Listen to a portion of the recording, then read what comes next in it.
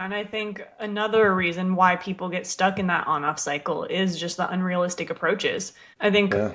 a lot of people go all in with extreme diets, cutting out entire food groups, jumping into intense workout routines that can't be maintained long term. And while it works for a little while, eventually they burn out or can't sustain it.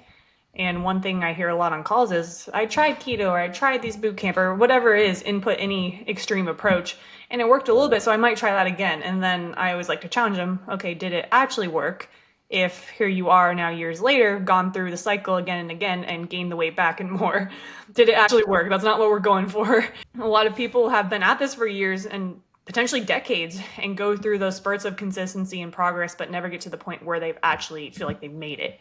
And while you'll never reach the end of your fitness journey, I'm here to tell you that you should not have to diet the rest of your life. You should not have to stress about losing weight or gaining it back ever again. That's not how we're supposed to live.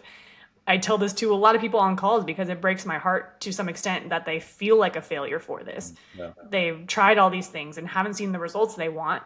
And I know sometimes we can end up putting that burden on ourselves, feeling like you failed or couldn't keep up with these things.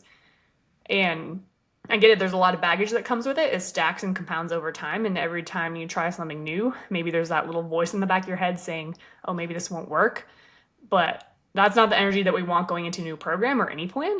But unfortunately, that's how we've been conditioned, especially when we try things and they don't work. But it's not your fault that if you couldn't keep up with those diets, I just want to put that out there. It's the methods. They are very restrictive with cutting out entire foods, and it's just very extreme and not realistic. And so, as soon as you can develop the healthy habits and have a lifestyle that allows you to go out and enjoy things while seeing the progress you want, that's going to be where we want to achieve.